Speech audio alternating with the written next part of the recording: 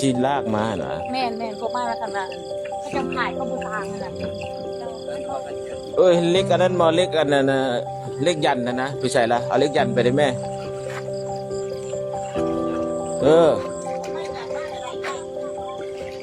ไปใส่ละ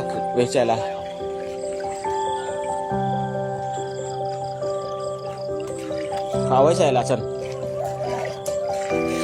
ฮะ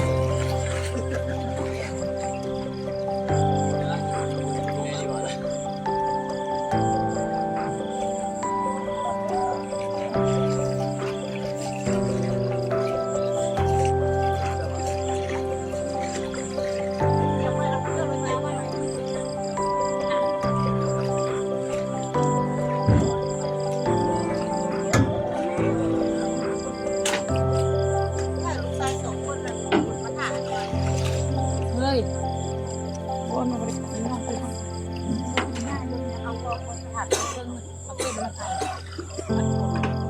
คือทำบ้านทำ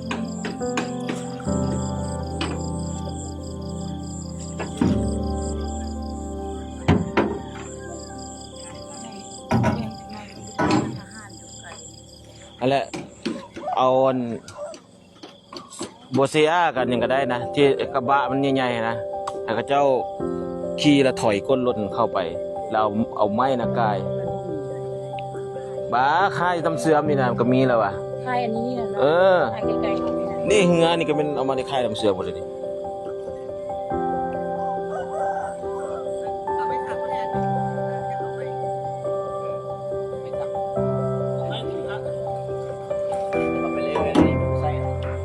ไปเจ้าใกล้ๆแถวนี้ไอ้กระเจ้าไปไว้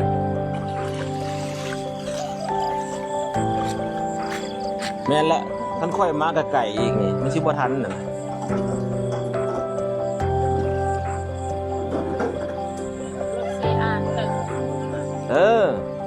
ขี่มาแล้วไปหุบสุกหัวมันสุกเข้าแล้ว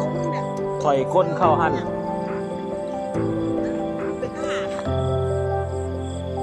เขาตืดออกมาเจอหนองเสียมนี่มันไวกว่าเฮาอีกเงินบ่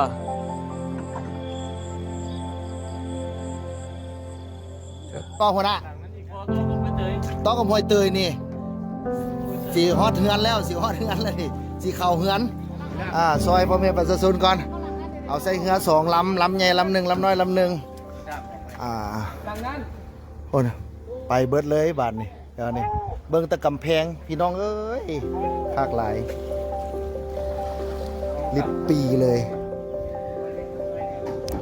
ตอนนี้หน่วยกู้ภัยนครหลวง1624เขาพร้อมกับปกครองเมืองและก็เจ้าหน้าที่ทหารเมืองกำลังออกมาช่วยพ่อแม่ประชาชนอยู่เขตบ้านด้านสร้างกับไอ้น้องกู้ภัยนครหลวงเขาคือว่าเริ่มเข้ามาละนะ